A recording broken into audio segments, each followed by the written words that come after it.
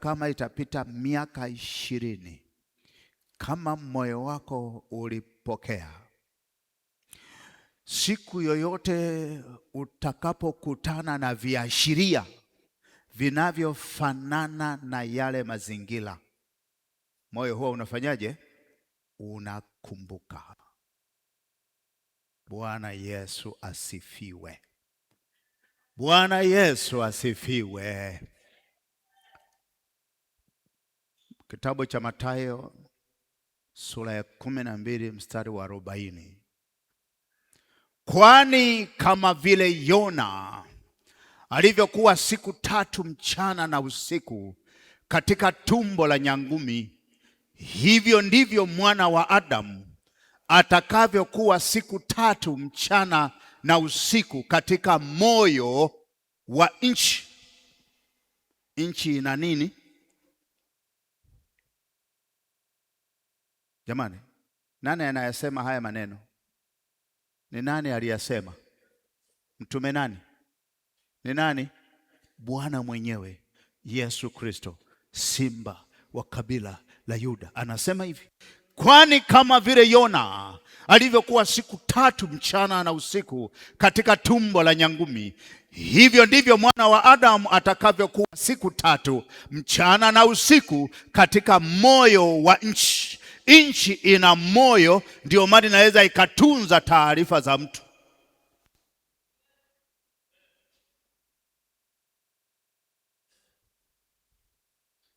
Unajua, wakati mwingine Mungu anaposema na sisi kuhusu neno fulani, unaweza kuwa na maswali. Sasa ardhi inatunzaje taarifa zangu? Sasa ardhi inawezaje ikatunza taarifa zangu? Sikia, ardhi ina moyo. Kama ina moyo, kama mwanadamu alivyo na moyo, moyo wa mwanadamu unatunza taarifa, na moyo wa ardhi huwa unafanya nini? Unatunza taarifa. Wangapi tuko pamoja kwa andiko hili? Maana sio mimi naongea. Bwana Yesu asifiwe. Yeremia 22:28 mpaka 30. Tulianza na hilo andiko, nakumbuka. Lakini mstari wa 29, tusome mstari wa 29 na ule wa 30. Nchi lisikie neno la Bwana. Kwa hiyo huyu nabii anaongea na moyo wa nini? Moyo wa nini? Wa nchi. Itunze. Anasema nchi lisikie neno la Bwana. Rudia pale, umekimbia. Anasema nchi ilisikie neno la Bwana. Wakati ninaomba Mungu kwa ajili ya huu ujumbe, Mungu akasema na mimi kitu cha ajabu sana. Akasema hivi: mwanangu Joshua, litumia jina hilo, mwanangu Joshua, kwa nini naweza kuongea na nchi? Nchi inaweza kunisikia na kunitii kuliko wanadamu. Nikashangaa sana. Nchi itakachoambiwa na Mungu kuhusu wewe ndicho itakachokifanya kuhusu wewe. Ikiambiwa achia, inafanya nini? Inaachia. Ikiambiwa mpe, inakupa. Ikiambiwa mnyime, inakunyima. Ikiambiwa zuia, inafanya nini? Inazuia. Hata kama una jitihada ya kufanya mambo kwa akili na kwa usomi na kwa elimu na kwa maarifa na kwa ufahamu na kwa uwezo, ikiambiwa zuia, hata ufanyeje, haikupi. Kwa sababu ina nini? Yenyewe inasikia zaidi neno la Mungu. Na sio neno la Mungu tu, hata neno la mwanadamu. Hata neno la mwanadamu. Sikia nikwambie, niliwafundisha Jumapili. Musa alisema hivi: watu hawa wasife kifo cha kawaida, lakini Mungu akifanya jambo jipya, ili ardhi ifungue kinywa chake, alafu iwameze watumbukie wangali hai. Biblia inasema ardhi ilifanya nini? Ilifunguka ikawameza. Hakusema Mungu Baba ninaomba ardhi ifungue. Alikuwa anasema, na Biblia inasema hivi, alipokuwa anasema hayo maneno, ardhi ikaelewa, ikatii, ikafungua kinywa, ikawameza, ikawafunika.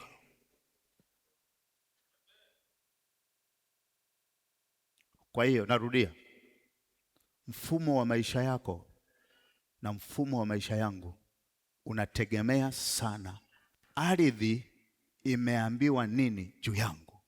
Ardhi imeambiwa nini juu yako? Haleluya. Mstari wa pili unafuata, anasema Bwana asema hivi, akiiambia hiyo nchi, anasema andikeni habari za mtu huyu kwamba hana watoto, kwamba mtu huyu hatafanikiwa siku zote za maisha yake, maana hapana mtu katika wazao wake atakayefanikiwa.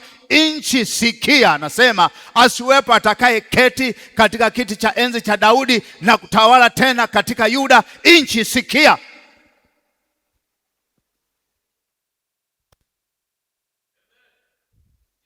Ninajua toka Jumapili nikiusema ujumbe huu mnakosa raha. Kama sio kukosa raha, mnashtuka, lakini ndivyo ilivyo. Bwana Yesu asifiwe. Ndivyo ilivyo. Ni ukweli wa kibibilia usiopingika, hata kama utapuuza, cha moto utakipitia. Kwa nini? Kama hujashughulikia taarifa zilizoshikiliwa na ardhi, hauwezi kubadilisha maisha yako, wala Mungu hawezi kubadilisha maisha yako. Kwa nini? Kwa nini nasema hivi? Turudie ule mstari wa 29. Kama Mungu anamtuma nabii aseme na nchi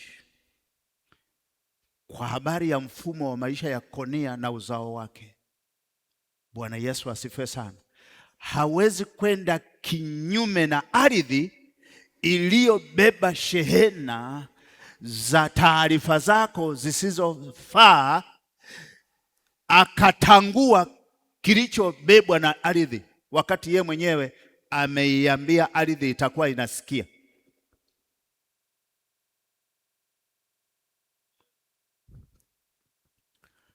Bwana Yesu asifiwe. Tuko pamoja? Haleluya. Kwa hiyo bila kushughulikia taarifa mbaya zilizoshikiliwa na ardhi, huwezi kutawala na kumiliki vilivyo katika nchi. Wakati mwingine Mungu huwa anasema na sisi mambo ambayo yamefichika sana, na hapa ndipo tunapoona upendo wa Mungu kwenye maisha yetu.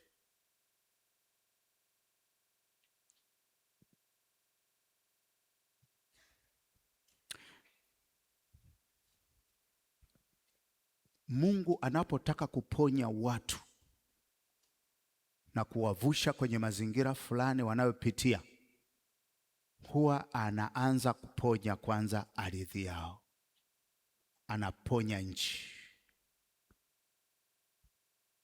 Sasa Mungu akitupa nafasi, nitakuja kuzungumza sana Jumapili, kwa nini nchi, kwa nini ardhi ina nafasi kubwa namna hii kwenye maisha ya mwanadamu.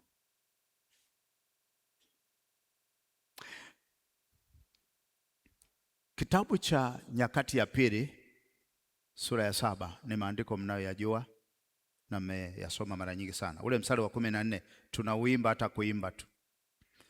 Anasema, ikiwa watu wangu walioitwa kwa jina langu watajinyenyekesha na kuomba na kunitafuta uso na kuziacha njia zao mbaya, basi nitasikia toka mbinguni na kuwasamehe dhambi yao na kuiponya nchi yao. Wanaanza kwanza wakisamehewa watu, halafu Mungu anachofuata ili waweze kubarikiwa, waweze kuona furaha kwenye maisha yao, waweze kuona udhihirisho wa mkono wa Mungu kwenye maisha yao, anaanza kuiponya nini? Nchi.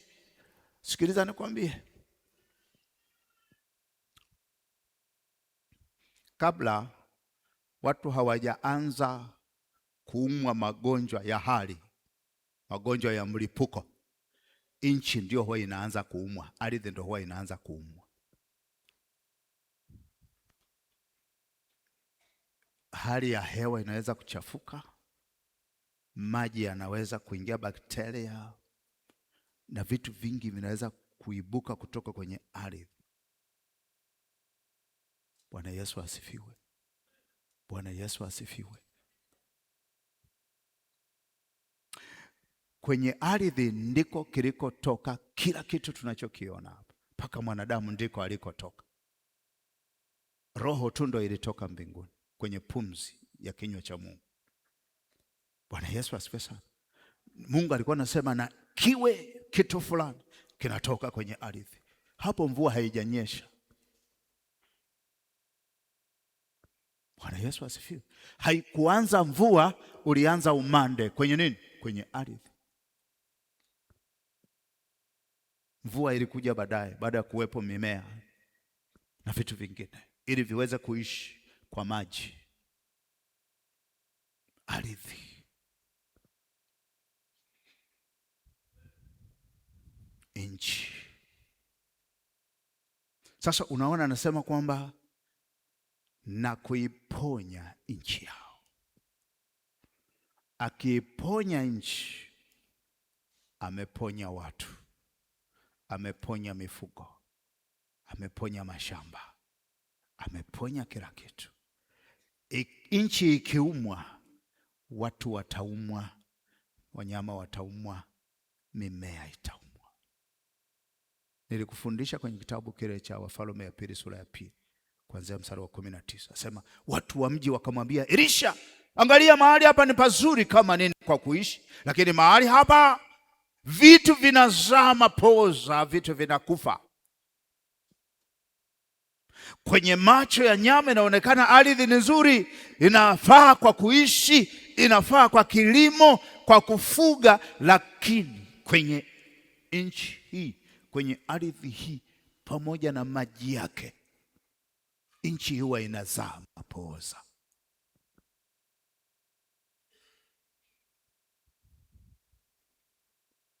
Maana yake wanyama na wanadamu, mimba zinaharibika.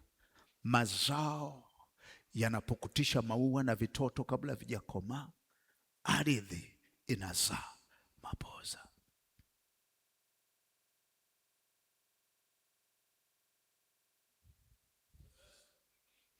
Bwana Yesu asifiwe. Bwana Yesu asifiwe. Isaya sura ya 1. Nikupeleke tena kwenye mistari miwili ninapoanza kusema ujumbe huu kae vizuri. Isaya 1:18-19. Najua unayafahamu haya maandiko. Biblia inasema hivi: haya, njoni tusemezane, asema Bwana. Dhambi zenu zijapokuwa nyekundu sana, zitakuwa nyeupe kama theluji, zijapokuwa nyekundu kama bendera, zitakuwa kama sufu. Haya, njoni tusemezane. Mstari unaofuata, sikiliza, anasema hivi: kama mkikubali na kutii, mtakula mema ya mbinguni.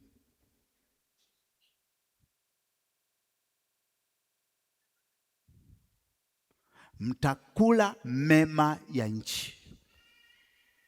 Hatuli mema ya mbinguni, tunakula mema ya nchi. Ngoja nikueleze vizuri kisayansi. Mvua inatoka mbinguni, inatoka duniani kwenye ardhi. Wasomi, mvua inatoka mbinguni, inatoka kwenye ardhi. Okay. Mvua ikisha nyesha, mbegu za majani na mazao mengine zinatoka mbinguni, zinadondoka, zinaota, au zinatoka wapi? Kwa vitu viko wapi? Ndio maana ina mamlaka. Ikiambiwa ikunyime, inafanyaje? Ina uwezo wa kukunyima, kwa sababu vyote vinatoka wapi? Kwake.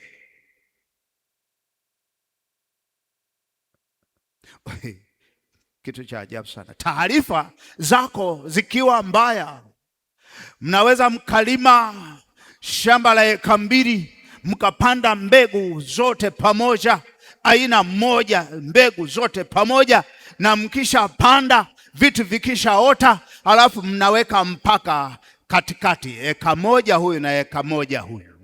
Lakini wakati wa kuvuna mwingine atakosa, mwingine atafanya nini? Atapata.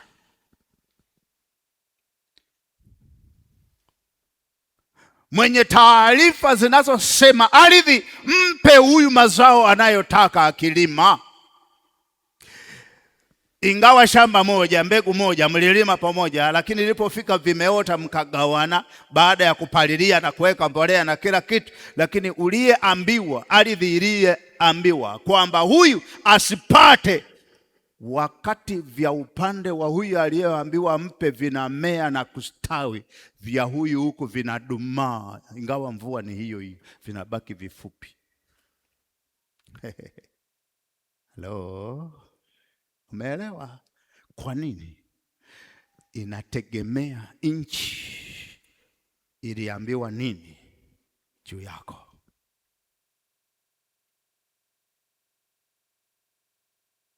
Hebu punga mkono nikuone kama upo. Naona kama umehama.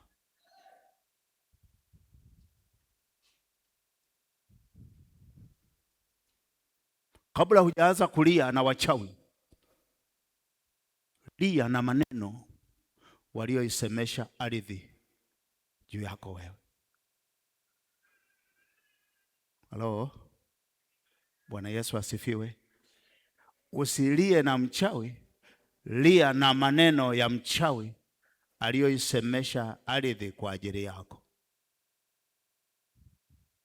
Bwana Yesu asifiwe. Bwana Yesu asifiwe. Alipoiba nguo yako au alichukua nywele zako akaenda kuzizika kwenye ardhi, alisema nini juu ya nywele zako? Hicho ndicho chenye nguvu ya kuharibu maisha yako kuliko mchawi mwenyewe.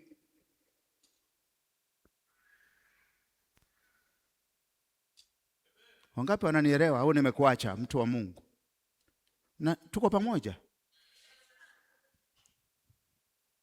Na kwa nini Mungu anasema na sisi maneno haya? Mungu anataka kututoa kwenye utumwa unaotoka kwenye sauti ya ardhi juu ya maisha yetu. Kile ambacho ardhi inasema juu ya maisha yetu ndicho kilichoshikilia maisha yetu.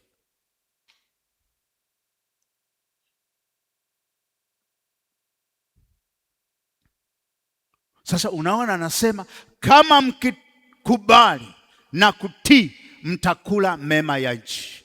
Twende mstari unaofuata. Bali kama mkikataa na kuasi mtaangamizwa kwa upanga, maana kinywa cha Bwana kimenena haya, kwamba mkikubali na kutii mnakula mema ya nchi. Msipokubali mkikataa, anasema mtaangamizwa kwa upanga. Maana yake hamtakula mema ya nchi. Jamani, ukiona tumenawiri, tumechangamka, tumecheza, tunaimba, tumefurahi, tumekula mema ya nchi. Tumekula ubwabwa wa nchi, tumekula samaki za nchi, tumekula nyama za nchi, tumekula maharage ya nchi, tumekula dagaa za nchi, tumekula. Glory to God. Hey, tumekula mayai ya nchi. Nakwambia hata kutaga wanatagia chini hapo na kuatamia, wanatotoa vifaranga hapo. Ingawa sikiliza, kuna hanchari sijui siku hizi wanatagisha kwa nguvu, lakini hawajataga wao, walitagia chini wakaokota. Sawa jamani, eh? Bwana Yesu asifiwe. Tuko pamoja. Glory to God. Mema ya nchi yanaliwa, mema ya nchi, sio mema ya mbinguni.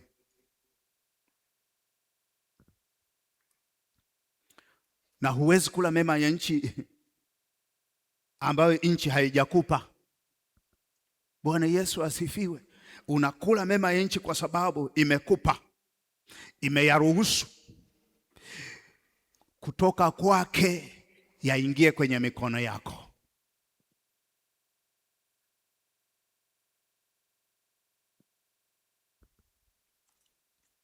Bwana Yesu asifiwe.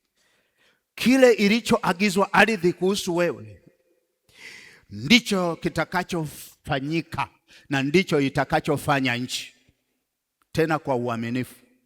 Yaani kile ambacho nchi imeambiwa kuhusu wewe au kuhusu mimi, itafanya hicho hicho kwa uaminifu kabisa.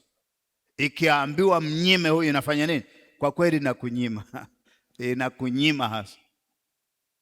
Kwa nini? Unajua Mungu alisema, sikia Kaini, utalima ardhi, haitakupa mazao, utakuwa mtoro usiyekuwa na kikao duniani. Anaiambia nchi. Bwana Yesu asifiwe sana. Kwa nini? Unajua, kwa sababu Biblia inasema damu ya Haberi iliposhuka kwenye ardhi ilinena madai ya kulipiwa kisasi, ilinung'unika, ikalalamika. Biblia inasema hivi, damu ya Yesu ilipomwagika kwenye ardhi, yenyewe ilinena mema, ilienda na neno kwenye ardhi linalosema wasamehe, hawajui walitendalo. Alafu akasema imekwisha vita yao na nguvu za giza, imekwisha. Ardhi ikapokea damu yenye maneno mazuri juu ya mwanadamu. Lakini damu ya Habili iliposhuka, sema mimi ni mwenye haki, nilikuwa natoa sadaka vizuri, sikuwa na hila na kaka yangu. Angalia Bwana ninavyokufa, si kwa sababu nimemkosea kaka yangu, amenionea. Kwa ajili ya wivu wake akakata roho. Damu ikapeleka taarifa. Mungu anatokea anasema, Kaini, sikia, nasikia sauti ya damu ya ndugu yako. Ardhi imepokea damu ya ndugu yako kwa mkono wako, na hiyo damu inapiga kelele kwenye ardhi. Nimesikia kutoka kwenye ardhi, damu ya ndugu yako inalia, inanena mabaya. Biblia ikasema damu ya Yesu Kristo inanena mema kuliko damu ya nani? Ya Habili.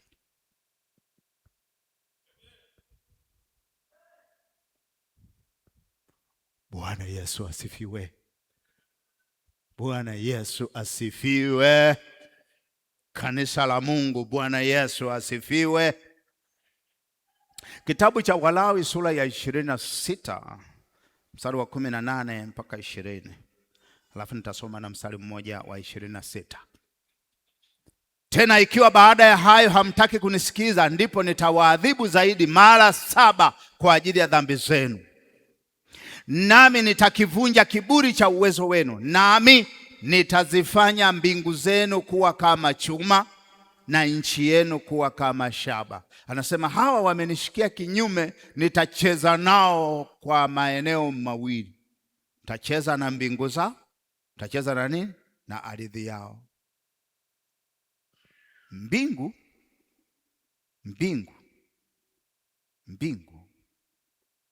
zitakuwa chuma, mvua haitapita. Itakapokuwa mvuke unatoka chini kwenda juu, utazuiliwa, hautatengeneza mawingu.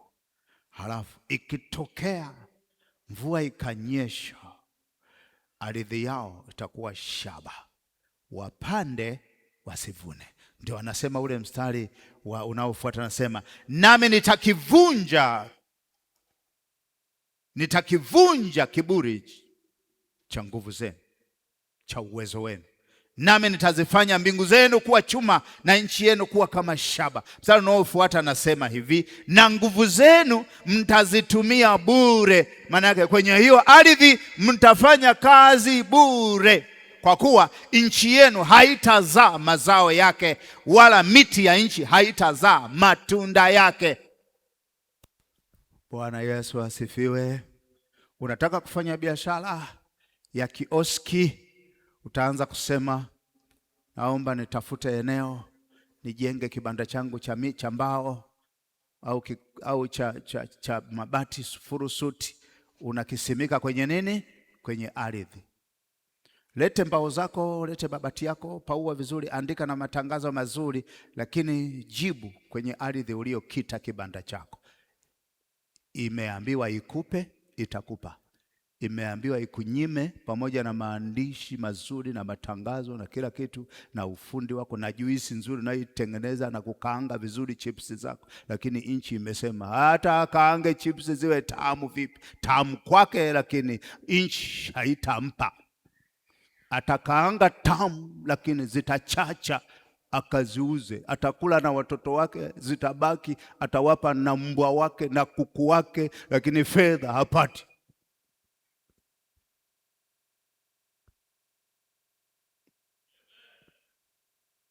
nchi imebeba taarifa gani kuhusu wewe? Ndio yenye majibu maisha yako yaweje hapa duniani. Hapo nitakapovunja tegemeo lenu la mkate, wanawake 10 wataoka mikate yenu katika tanuu moja, nao watawapa mikate yenu tena kwa kupima kwa mizani, nanyi mtakula lakini hamtashiba. Kwa nini? Nchi yenu imekuwa shaba, mbingu zenu zimekuwa chuma. Sasa nasema familia zote za jamii moja zina tanuu moja ya mikate, wanaoka, wakati kumbe kila mtu alikuwa anaoka nyumbani kwake. Sema hata hivyo basi, wakileta hicho chakula kilichotoka kwenye hiyo nchi, wakila watu hawatafanya nini? Hawatashiba. Unashangaa katoto kanafukia sahani 2 lakini bado akashiba. Kanafukia, mama sijashiba, ongeza. Unaongeza, kanafukia. Kumbe ardhi imesema mtoto kula mpaka umfilisi mama yako.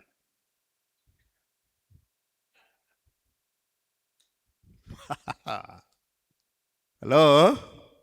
Kula tu, yeye alete kula. Utafikiri kinapitiliza, vyakula vinapitiliza. Ardhi imeambiwa matumbo yasitunze, ale tu, ale. Na huyu baba naye anasema, mama huko hamjabakiza huko. Baba, tulibakiza kidogo tu kwa ajili yangu na mimi nilikuwa sijala. Lete, tutapika kingine. Analeta. Kianza kupika, pika kingi kidogo. Cha kwako anambia ongeza kipimo kidogo, na inasikia kama tumbo bado lina uwazi fulani. Ardhi imeambiwa. Bwana Yesu asifiwe. Sasa unakemeza, unakula nini? Siku hii mkula. Wewe usishughulike na watoto, shughulika na ardhi. Nasema hawa hawatashiba ubwabwa hata upikeje. Ardhi imeambiwa. Na kwa nini? Unajua, kukufirisi tu. Bwana Yesu asifiwe sana. Sasa wewe fikiri kama mtu mmoja atakula nusu kilo, mko 4, mnapika kilo ngapi? Kilo 2, si ndio? Sasa wewe ukipika kilo 2 kila siku, watu 4 kwa mwezi, unafanya mchezo nini? Hiyo bajeti unafikiri itakuwaje? Katoto kamoja kwa mwezi kanakula shilingi 600,000 kwa mwezi. Katoto kamoja fukia na fukia. Hadithi imeambia wale tu kama upepo. Wafikira na mbeza upepo au kai. Hadithi imeambiwa hivyo. Na uweze kubadilisha hiyo, mpaka uweze kubadilisha huyo mtu. Ulaji uweze kubadilisha mpaka ardhi ibadilishiwe taarifa. Bwana Yesu asifiwe. Hebu ngoja niseme hivyo. Unajua Mungu anayemiliki ardhi,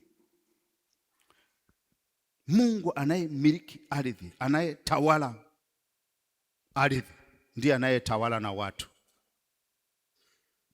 Sasa nataka nikupeleke kwenye kina cha somo. Kule ulikotoka, kwenye familia ulikotoka, mkoa ulikotoka, kule ambako ulitoka, ni Mungu gani anamiliki ardhi ya kule, ardhi ya familia? Umekula vitu vya ardhi ya hiyo familia na hilo eneo mpaka ukahama, leo uko mjini. Ni msomi, unafanya kazi, unafanya biashara, unafanya nini, uko mjini hapa. Sikiliza niwaambie kitu hiki. Taarifa ulizotembea nazo kutoka huko, taarifa ambazo hiyo nchi inazitoa kuhusu wewe, zitakwenda kwenye ardhi ambayo unaishi sasa na kufanya kile ambacho hiyo ardhi ya huko ulikotoka inasema.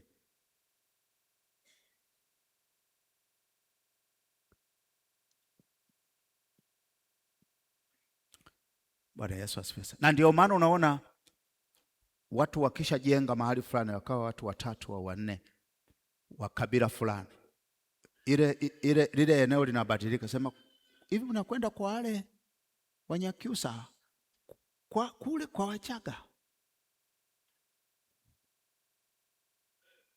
Ardhi huwa inatembea na watu. Utakapokwenda kukaa mahali hapo, panaitwa kwa jina la kwenu. Ule ukwenu unahama. Kwa sababu gani? Sio tu ardhi inayohama, kwamba Mungu anayemiliki ardhi ya kwenu ndiyo Mungu anayetawala maisha ya watu wa kwenu pamoja na wewe. Kwa nini? Kwa sababu ina taarifa za kuhusu nyinyi, na kama hujashughulika na taarifa za kuhusu nyinyi kutoka kwenye ardhi, huwezi kuishi maisha tofauti na watu wa kwenu, na huwezi kumaliza mwisho wako uwe tofauti na wanavyomaliza watu wa kwenu.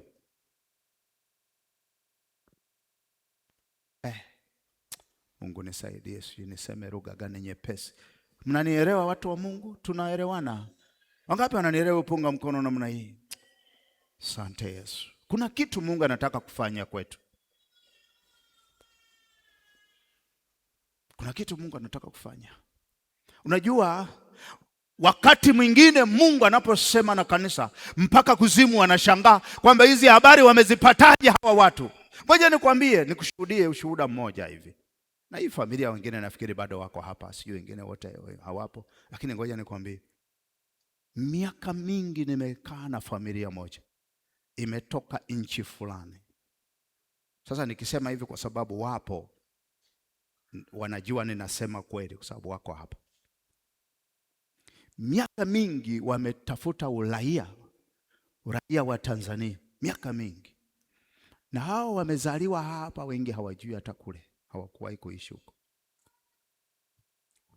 Uraia ukawa mgumu sana,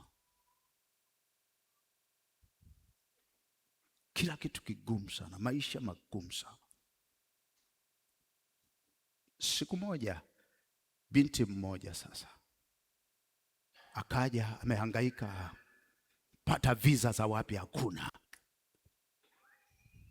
Wakati ninaomba kwa ajili yake, Mungu akaniambia hivi, Mungu wa ardhi ya kwao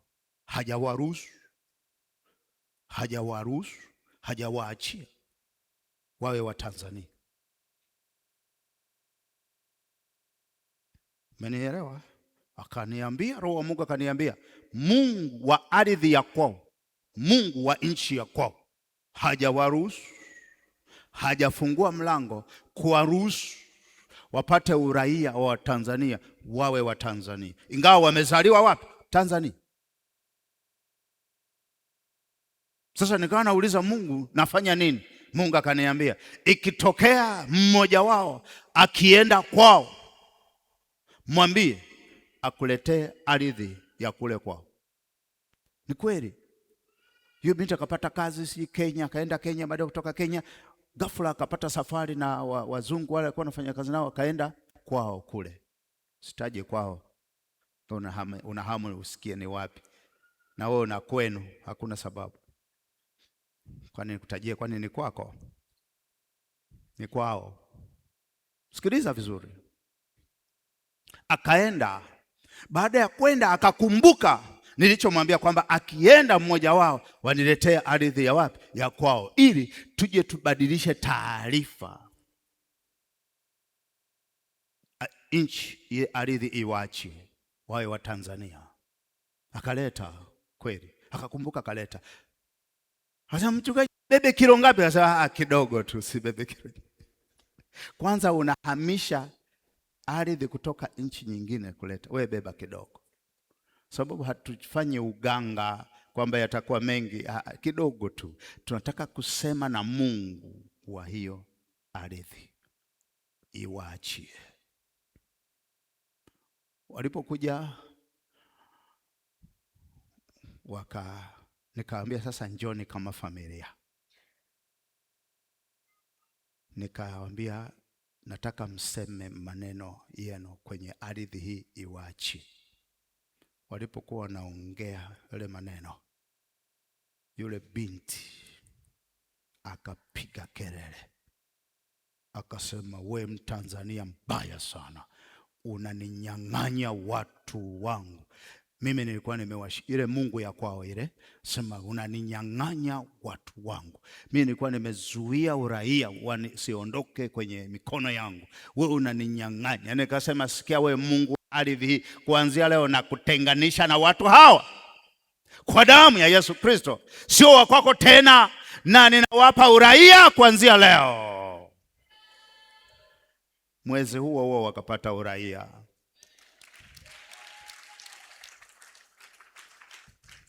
Sasa hivi ni Watanzania.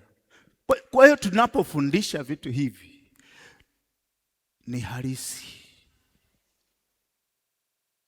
Bwana Yesu asifiwe sana. Ni halisi. Ardhi ya kwenu inaweza kukushikilia kama imebeba umaskini. Kokote utaka kwenda, hata wenzako watajirike huko, hata kama maisha ni rahisi ya kupata utajiri, hata kama fursa hata vipofu wanaziona, wewe huwezi kuona, na hata ukiziona hazitakupa, sababu ardhi ina taarifa ya kwamba huyo aende kokote atakako kwenda.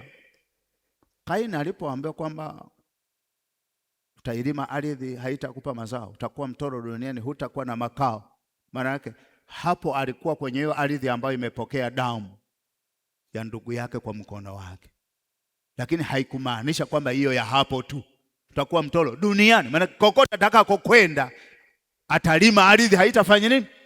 Haitampa mazao kokote.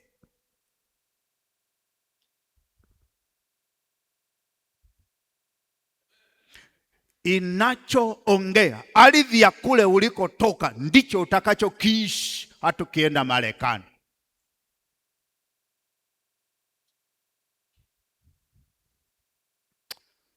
Watu wa Mungu, ninawapenda sana, unajua ninawapenda wana wa Mungu.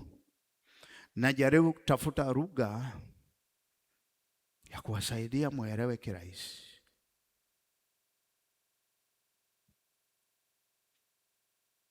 Bwana Yesu asifiwe sana. Unaweza kuhangaika na madhambi yapi, ukakusanya ukatubu madhambi yote yakaisha, lakini nataka niseme kama hujabatilisha taarifa za ardhi ya kule ulikotoka, ardhi inachokisema, kama haitanyamazishwa, ndicho utakachokiishi hata ufanyeje, na utamaliza safari hapa duniani kwa taarifa na mfumo huo huo. Bwana Yesu asifiwe sana. Hebu tusome maandiko. Kitabu cha Kutoka sura ya 3 mstari wa 1 mpaka wa 6. Kutoka 3. Basi huyo Musa alikuwa akilichunga kundi la Yethro mkwewe kuhani wa Midiani, akaliongoza kundi nyuma ya jangwa, akafika mpaka mlima wa Mungu hata Horebu. Akafika mlima wa Mungu. Malaika wa Bwana akamtokea katika mwali wa moto uliotoka katika kijiti. Akatazama, na kumbe kile kijiti kiliwaka moto, nacho kijiti hakikuteketea.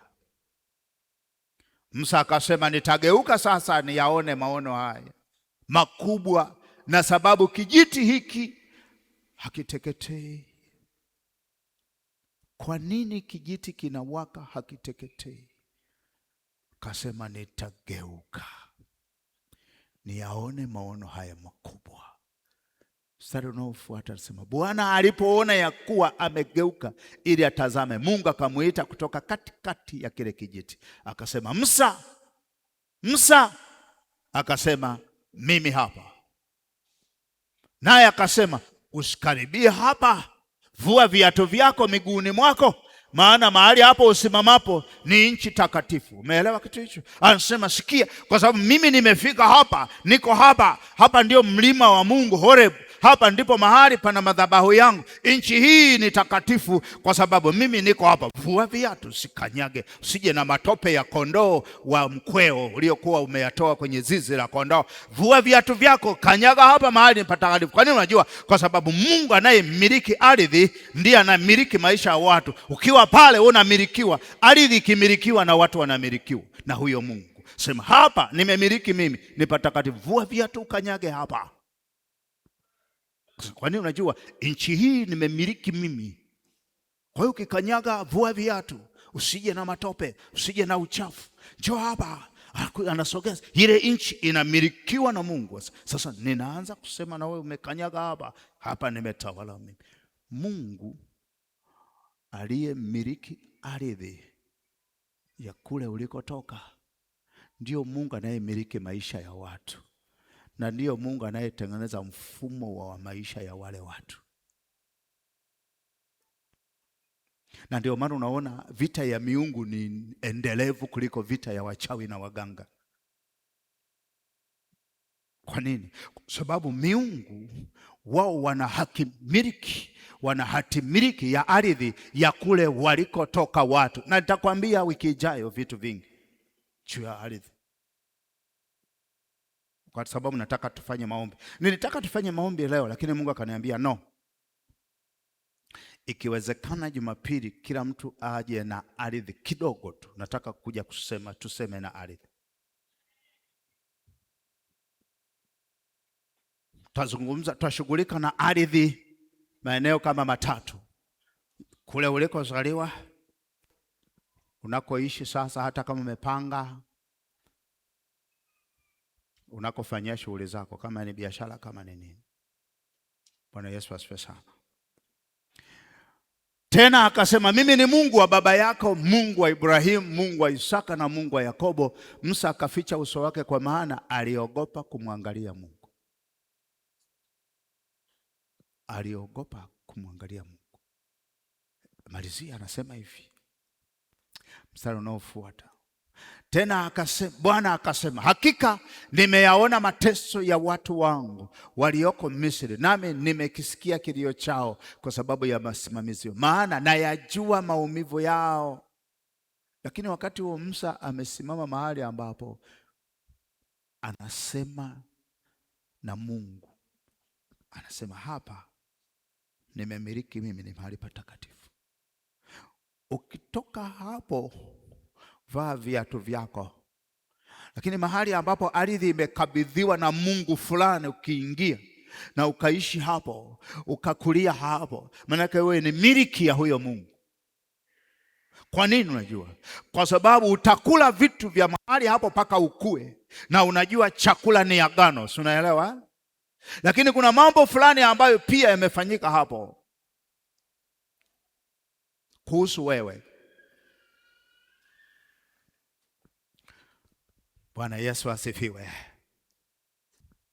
Mfalme wa Pili 17 mstari wa 24 mpaka 26 anasema hivi, naye mfalme wa Ashuru akaleta watu kutoka Babeli na Kutha na Ava na Hamathi na Sefarivaimu, akaweka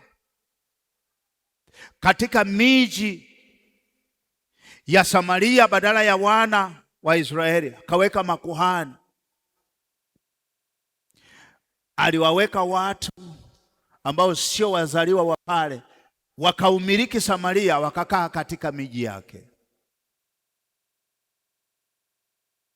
Mstari unaofuata nasema hivi, basi ikawa wakati ule walipoanza kukaa huko, hawakumcha Bwana. Kwa hiyo Bwana akapeleka simba kati yao, nao wakawaua baadhi yao. Kwa hiyo wakamwambia mfalme wa Ashuru, wakasema, wale wa mataifa uliowahamisha na kuwaweka katika miji ya Samaria hawaijui kawaida ya Mungu wa nchi. Kwa hiyo amepeleka simba kati yao, na tazama, wanawaua kwa sababu hawaijui kawaida ya Mungu wa nchi. Yaani hawajui mfumo wa maisha ya kuishi na Mungu wa nani? Wa hiyo nchi. Wewe umekuja Dar es Salaam, si unakaa Kigamboni, si Kinondoni, si wapi sijui, lakini ujue kila eneo lina Mungu wa mahali hapo. Sasa hawa wakaenda wakakaa Samaria, lakini Samaria ni mji wa Mungu. Biblia inasema ni Sayuni aliyoichagua Mungu kuweka jina lake mahali hapo, na alimpa Ibrahimu na Isaka na Yakobo kwamba watamiliki wao na uzao wao. Sasa unajua wamewaondoa wenye haki ya kukaa pale, na Mungu wao yuko pale. Ardhi ile imemilikiwa na Mungu, maana toka wakati Ibrahimu anatoka Uru wa Ukaldayo alipewa hapo, akaweka na madhabahu hapo. Ukisoma Mwanzo 28 utagundua hicho kitu. Lakini anasema wakati ule Yakobo amelala pale, Biblia inasema malaika akawa anashuka na kupanda. Sasa unajua wamewafukuza, alafu wao wanaishi vyovyote vile ambavyo wanaishi. Ngoja nikwambie kitu cha ajabu sana. Ngoja nikwambie kitu hiki. Mungu wa mtu ambaye anamiliki mahali, na Mungu wake anafanya nini? Anamiliki hapo. Yaani tunapaswa sisi kumilikisha Mungu wetu ardhi ya mahali ambako ni kwetu, na mahali popote ambapo tumepewa, na hata kama tumenunua, tumefanya nini, lazima Mungu wetu amiliki. Na ni lazima tujenge madhabahu kwenye hizo ardhi ambazo Mungu ametupa. Sio kujenga majengo jamani, kumilikisha. Kitabu cha Kumbukumbu ya Torati sura ya 12 tunasoma kwamba bomoeni mahali pote walipokuwa wanaiabudia miungu yenu. Vunjeni, futeni kumbukumbu lao. Ni kwa vitendo na sio kirahisi tu. Baba, katika jina la Yesu, unajua umesema mahali popote utakapokanyaga nyayo zenu umekuwa kwetu. Unakanyaga hapo mahali, huyo mwenye hiyo ardhi aliyekabidhiwa unamjua.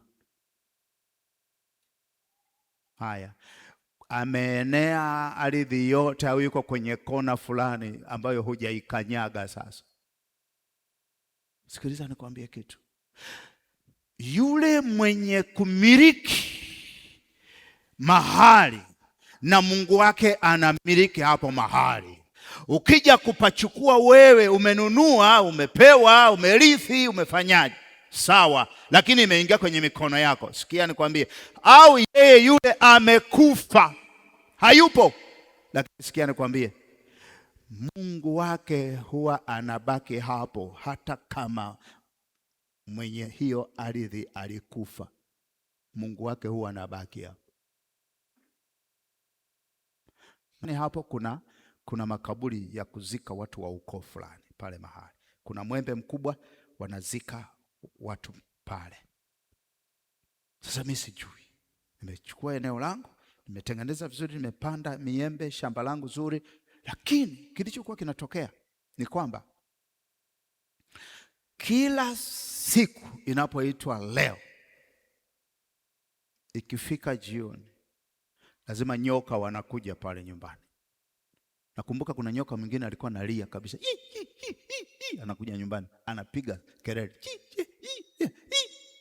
Tunasema ni nini hicho? Ghafla tunaona huyu nyoka piga. Kikaa kesho yake anakuja, bala chatu linapita pale. Sasa mimi sikuwa najua. Baadaye kwenye maombi, nikiwa ninaomba, Mungu akaniambia hivi, umenunua lakini hujamiliki. Umemiliki lakini hujatawala. Bwana Yesu asifiwe sana. Sasa baadaye, sasa katika kuuliza, ghafla siku moja mzee mmoja nikaona wanakuja wanapiga kelele, unasikia watu wanaongea nyuma ya shamba langu. Kwenda pale, kumbe watu wanafanyaga ibada pale kwenye yale makaburi.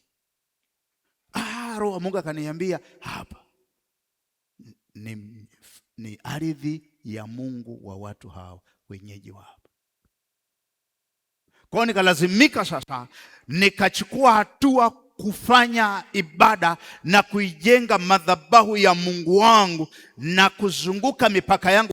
Hii mipaka sasa naweka mipaka katika ulimwengu wa roho, kwamba ardhi hii imekuwa Gosheni kwangu, ni ya kwangu, ninamiliki. Hakuna Mungu kukatiza kuja hapa.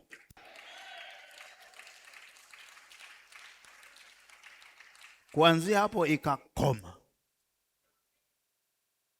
Namshukuru Mungu, hawakudhuru mtu yoyote. Bwana Yesu asifiwe sana. Nikisema hivyo kwa sababu wake na Yusufu mashahidi wanajua ninachokizungumza, ingawa sikuambia nilifanya nini. Lakini walikuwa napiga majoka kila wakati, piga majoka. Bwana Yesu asifiwe sana. Nafikiri hata sasa wanashangaa, mbona wale nyoka waliendaga wapi? Hawakuwa nyoka wake, ilikuwa ni miungu, kwamba wewe unakujaje hapa, unakaa hapa, umekujaje ya kwetu? Wamekufa sawa, lakini sisi miungu tuko hapa.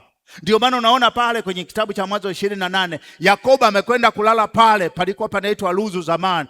Ibrahimu alikuwa amejenga madhabahu pale. Ibrahimu amekufa, hayupo, yeye analala pale, anaona mbingu imefunguka, ngazi imeshuka hapa, malaika akipanda na kushuka, akipanda na kushuka, na Mungu anaongea sema, mimi ni Mungu wa baba yako Ibrahimu na Isaka, nchi hii ulalayo nitakupa, nitakuwa pamoja na wewe.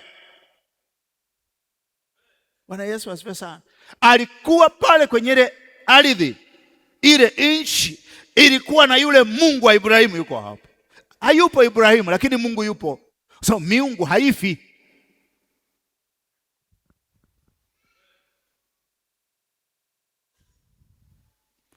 Ulipoweka kitanda chako kule kichwani, nana natawala pale.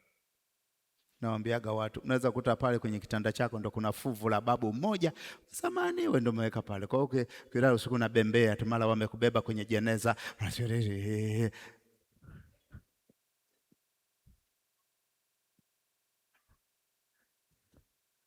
Muda wangu unasema basi niwaache. Bwana Yesu asifiwe sana. Ngoja sasa nimalizie kitabu cha Yohana sura ya 8. Ardhi husikia na kutii kuliko wanadamu. Ardhi hutunza kumbukumbu kuliko wanadamu. Sikiliza vizuri hapa. Ardhi ina rekodi, ni rekoda mzuri, ni mwandishi mzuri anayetunza kumbukumbu kuliko wanadamu wanavyotunza. Kitabu cha Yohana sura ya 8. Kupe maandiko machache, mstari kuanzia wa 4 mpaka wa 11. Ngoja nikusomee hapa. Biblia inasema hivi, wakamwambia mwalimu, mwanamke huyu amefumaniwa alipokuwa kizini. Basi katika Torati Musa alituamuru kuwapiga kwa mawe wanawake namna hii, nawe wasemaje? Sasa tunajiulizaka tukisoma hili andiko, huyo mwanaume yuko wapi waliyekuwa naye? Kwanza mwanaume ndio anayesemesha mwanamke. Anapigwa mwanamke wa nini? Labda wazungu, lakini wabantu wanaanza kweli wanawake? Kama ulianza una matatizo. Basi katika Torati Musa alituamuru kuwapiga kwa mawe wanawake namna hii, nawe wasemaje? Lo, unajua tunapooa mwanaume anaanza kusema nataka kuoa. Sasa mwanamke akija kusema nasikia unioe tu, nao wakasema neno hilo wakimjaribu ili wapate sababu ya kumshtaki. Lakini Yesu akainama akaandika kwa kidole chake katika nchi.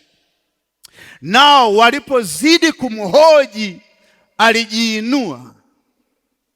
Walipokuwa wanazungumza alikuwa anaandika nini? Kwenye nini?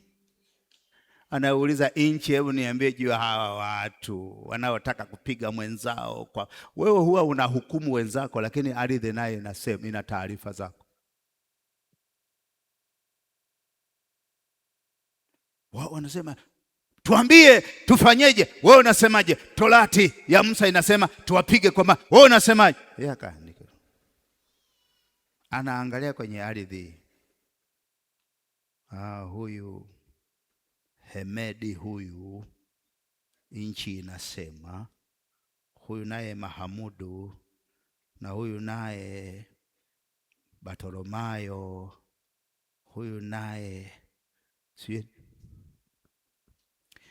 asema. Nao walipozidi kumhoji, alijiinua akawaambia, yeye asiye na dhambi miongoni mwenu na awe wa kwanza wa kumtupia jiwe. Naangalia hivi ameandika nini hapo? Kumbe anajua ardhi imemwambia kila mtu anatoroka.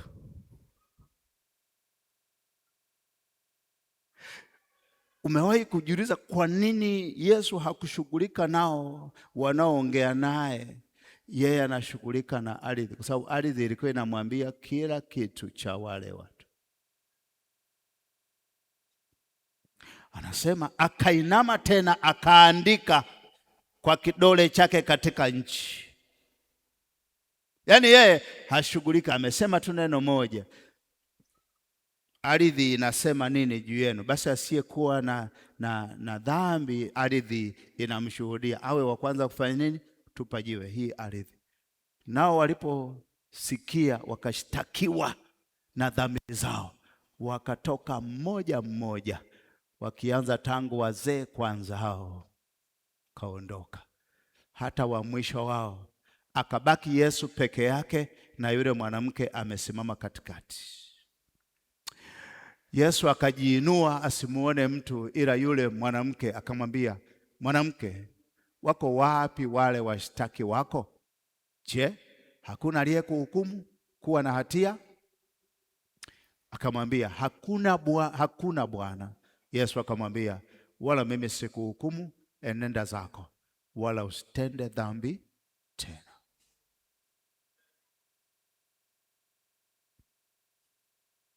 Aliandika kwenye ardhi. Ardhi ilikuwa inampa taarifa za wale watu, anaziandika. Ukichungulia sema, sijui alikuwa wapi, mimi ngoja niondoke zangu. Bwana Yesu asifiwe. Ardhi ina taarifa gani kuhusu wewe, kuhusu kwenu, kuhusu unapoishi, kuhusu unapofanya biashara, kuhusu unaposhughulika na mambo yako? Na taarifa gani kuhusu pale nyumbani kwako nakolala? Yatakuwa ndio mfumo wa maisha yako. Hilo ndio neno la Bwana.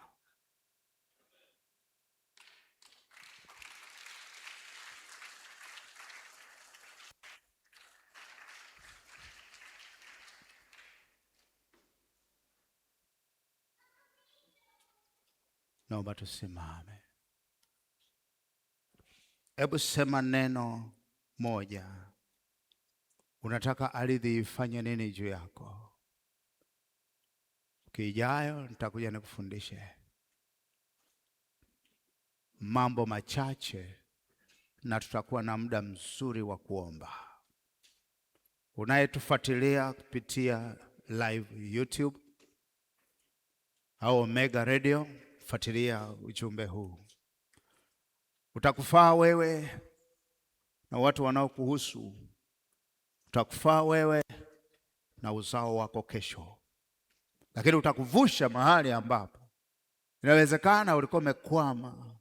Umefanya maombi ya kila namna, umetoa sadaka mpaka sasa unamdai Mungu, unamsimanga Mungu. Angalia, nimetoa, lakini majibu hamna.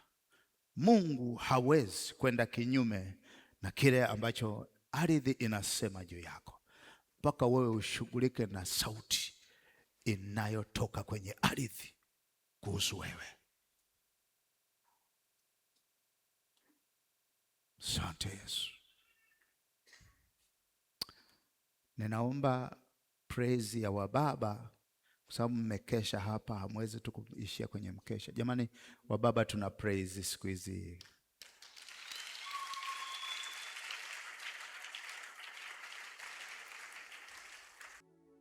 Karibu praise ya Baba. Abudu Mungu. Jesus. Nakuabudu wewe ni Mungu, hakuna kama wewe. Wewe ni mfalme, umeketi mahali pa juu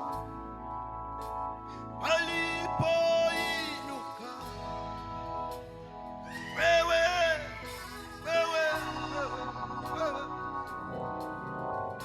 nakuabudu, wewe ni Mungu, hakuna kama wewe.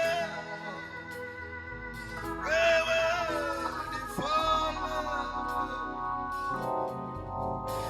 umeketi mahali pa juu sana palipoinuka. Wewe ni mfalme, nakuabudu Bwana. Jesus. Nakuabudu wewe. Yuko mahali hapa. Yuko mahali hapa. Nakuabudu. Mungu yuko katikati yetu. Wewe ni mfalme. Leo uanze kusema na ardhi ikuachie. Yuko hapa. Mahali pa juu sana palipoinuka. Wewe tuimbe pamoja. Nakuabudu wewe, nakuabudu wewe. Wewe ni Mungu, hakuna kama wewe, hakuna kama wewe. Wewe ni mfalme, umeketi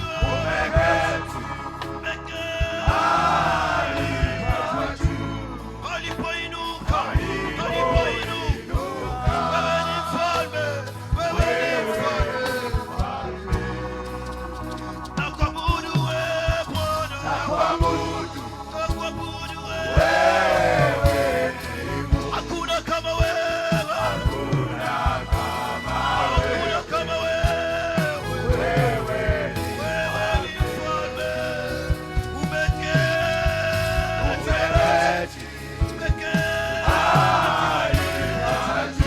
palipoinuka. Wewe ni mfalme, nakuabudu wewe, nakuabudu wewe. Hakuna kama wewe, wewe ni mfalme,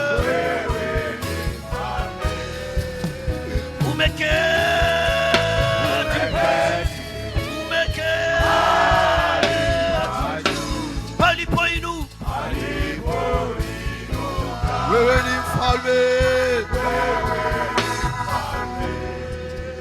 wewe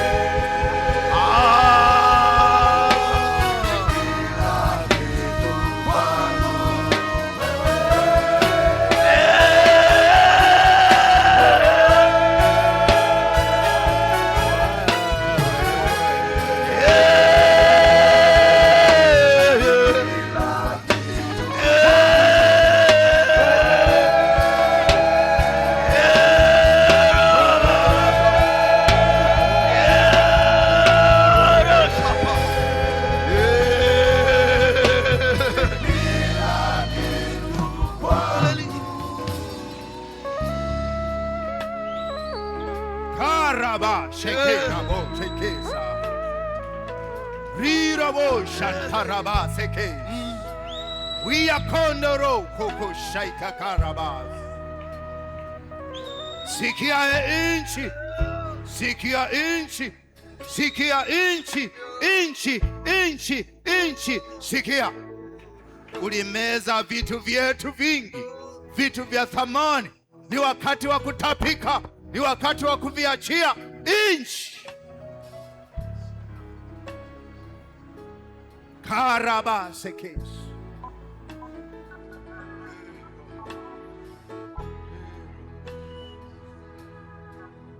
Karabo shekesa kosakas.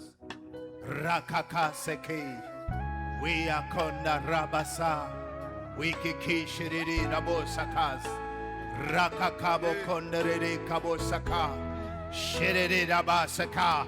Semana inchi, semana ardhi. Semana ardhi, semana ardhi. Ulizuia achia, ulimeza tapika, ulisema hapana, mimi nasema ndio. Ninafuta lile neno aliyolitamka huyo aliyetamka juu yangu, aliyesema na wewe. Ninakwenda kinyume, ninatangua, natangua. Raba shekeke rabosa shekanda raba se.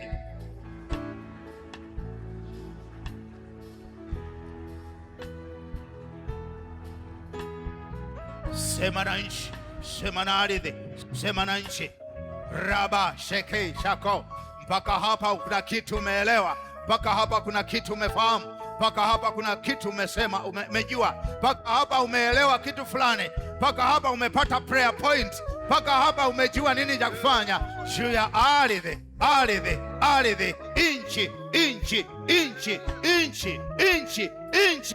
inchi. Wewe unayetusikiliza kwa njia ya live YouTube na unasikiza kwa njia ya Omega Radio, Raba Seke, omba pamoja na sisi. Karaba Se, omba pamoja na sisi. Omba pamoja na sisi. Anza kutabiri juu ya maisha yako. Itabirie ardhi kama ambavyo maadui zako walisema, wakapandikiza taarifa mbaya zinazokunyima raha kwenye maisha yako. Na wewe tamka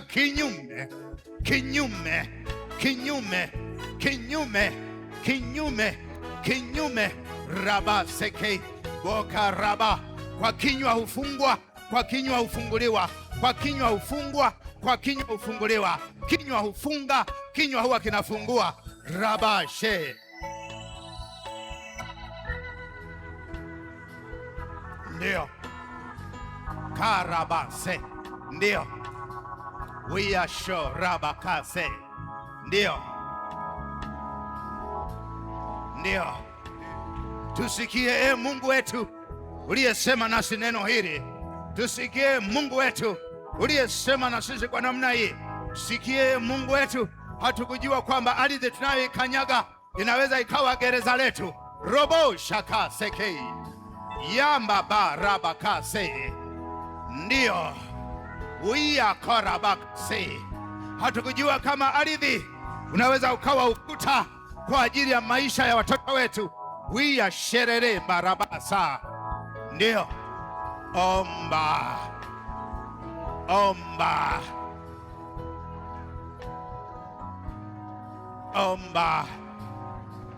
Sante Yesu. Sante Mwokozi. Tumia damu ya Yesu Kristo isemeshe ardhi. Semesha ardhi. Tabiri, wewe ni nabii, maana roho ya kinabii iko ndani yako.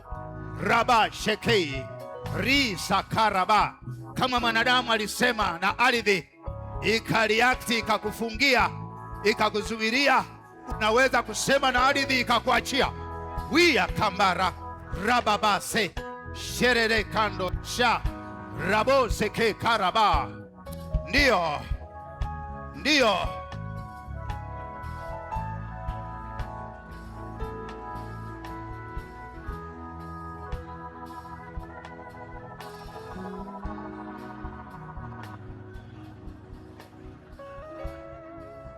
Sema amen. Shangilia Bwana Yesu kwa makofi na vigeregere. Shangilia Bwana Yesu kwa makofi na vigeregere.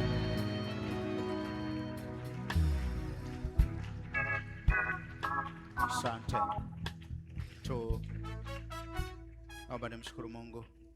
Inawezekana yuko mtu hajaokoka na yuko mahali hapa. Fuatilia ujumbe huu. Jumapili ijayo tutakuja kufanya maombi. Maombi haya uliyoomba hayajatosha. Hapa ni kutengeneza tu mazingira, kwa sababu sijakuelekeza pia namna gani tunafanya kwa ajili ya kujitoa na kuharibu, kuondoa kumbukumbu ya taarifa mbaya juu ya ardhi. Jumapili nitakuja nikufundishe, tutafanya maombi. Na kuambia kweli, kuna watu wako hapa ardhi zimewashika, zimeharibu ndoa zao, zimeharibu uchumi wao, zimeharibu matumbo yao ya uzazi. Karabase, nchi achia huyo mtu kwa jina la Yesu Kristo.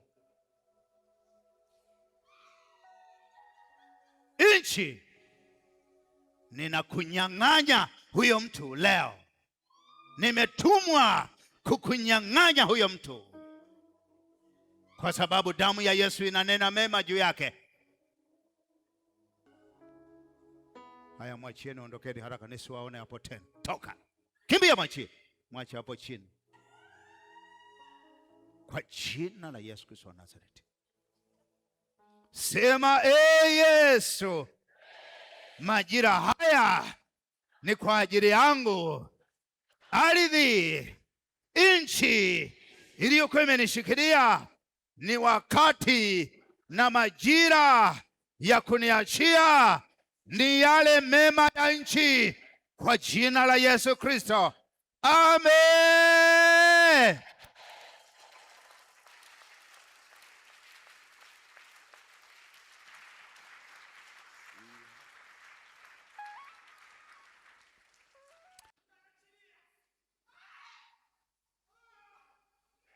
Walete huku mbele hao watu.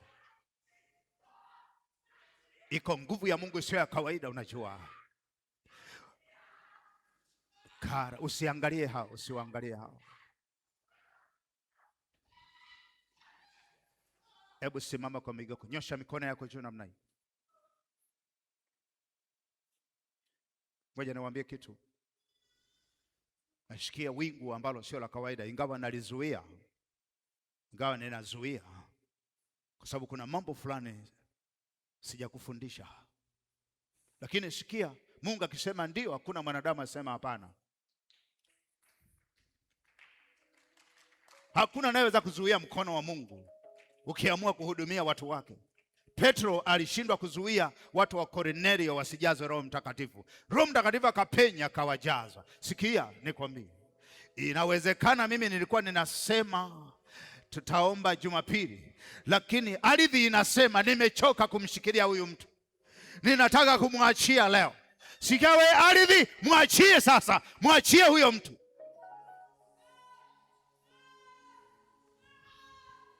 Kuna watu ardhi inasema nimechoka, nimegundulika, sasa nimechoka, sitasubiri Jumapili, ninamwachia huyu mtu sasa. Sikia, fungua moyo wako, ardhi inataka kukuachia. Fungua moyo wako kama unatamani. Ukitaka itakuwa, ukiamini itatokea. Rase, waleteni huko ambao wanaanguka huko nyuma, kwa sababu huduma iko hapa mbele. Karabase, nyosha mikono yako, tulia tu. Ardhi inakuachia kwa sababu imechoka kukushikilia. Ilikuwa imejificha na ilikuwa ni siri, sasa sio siri tena, siri iko wazi. Haya, achia, ndio, toka. Mlete huku, leta huku. Karaba se shere riko karaba ndira kasaka base sharaba. Siki wewe ambaye unakataa ardhi isikuachie wakati ardhi imechoka, wewe unakakamaa, unashindana. Sikia, ardhi imesema basi mimi mtu huyu sitamshikilia tena. Hebu fungua moyo wako, fungua moyo wako, weka utayari kwenye moyo wako ili ardhi ikuachie. Inakuachia, inakuachia, inakuachia, inakuachia, inakuachia. Haya, toka. Maisha yako yalizikwa, maisha yako yalifukiwa, leo inakuachia.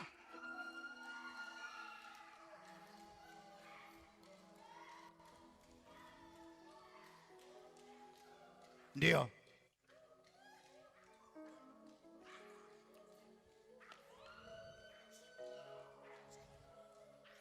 Ndio.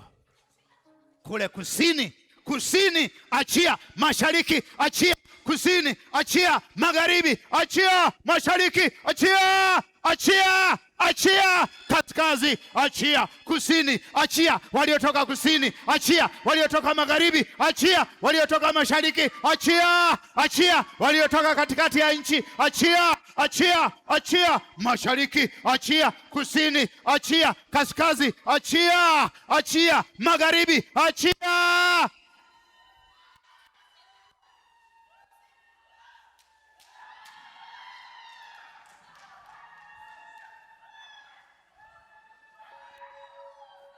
Mama Gershom, njoo hapa. Njoo hapa. Njoo hapa. Tena Mungu ananiambia maisha yako yaliwekwa kwenye shimo la kichuguu. Kichuguu kimekushikilia. Toka kwenye kichuguu. Toka. Toka, ndio. Toka. Toka. Toka.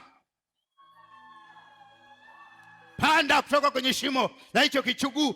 Ondoka.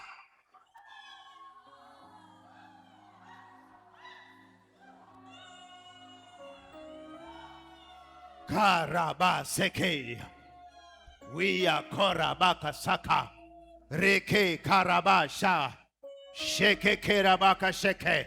Pokea muujiza wako. Risa kara sherere maseko. Pokea muujiza wako. Wia korabaka she. Pokea muujiza wako. Woya koko sheke ki rakaka shako. Pokea muujiza wako.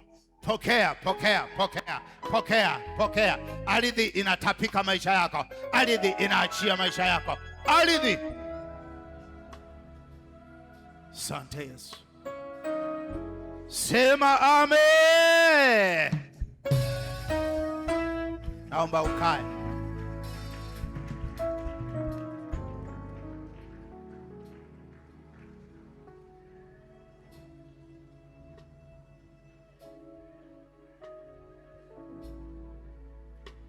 Asante Yesu. Mashetani mlioshikilia huyu mtu ambaye yuko hapa chini, na washa moto hapo chini. Toka. Na washa moto hapo chini. Toka. Na washa moto hapo chini. Toka, chia. Jina la Yesu Kristo.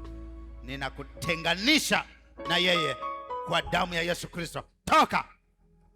Inchi tapika maisha yake. Jina la Yesu Kristo. Amen. Amen. Shangilia Bwana Yesu kwa makofi na vigeregere.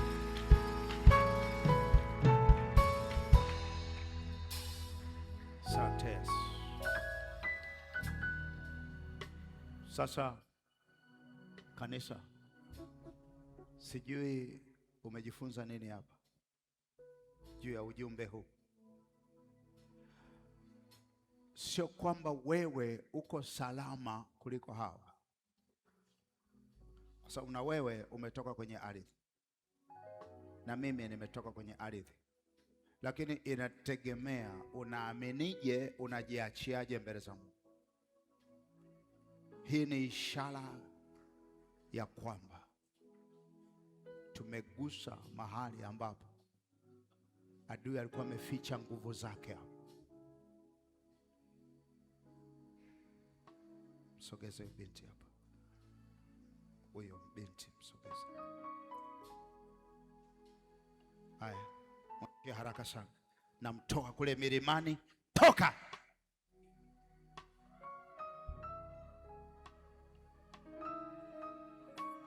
Toka.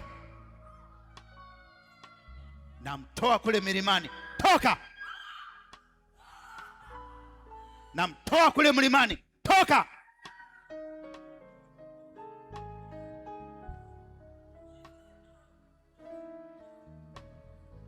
Sogeze hapa. Sikia, namtoa kule ulikomweka. Haya, kimbia haraka.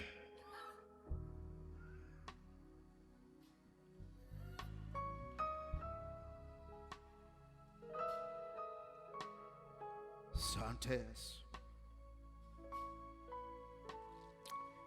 Amen. Amen. Tena amen. Tena amen. Tena amen. Tena amen. Tena na iwe hivyo. Na iwe hivyo. Iwe hivyo.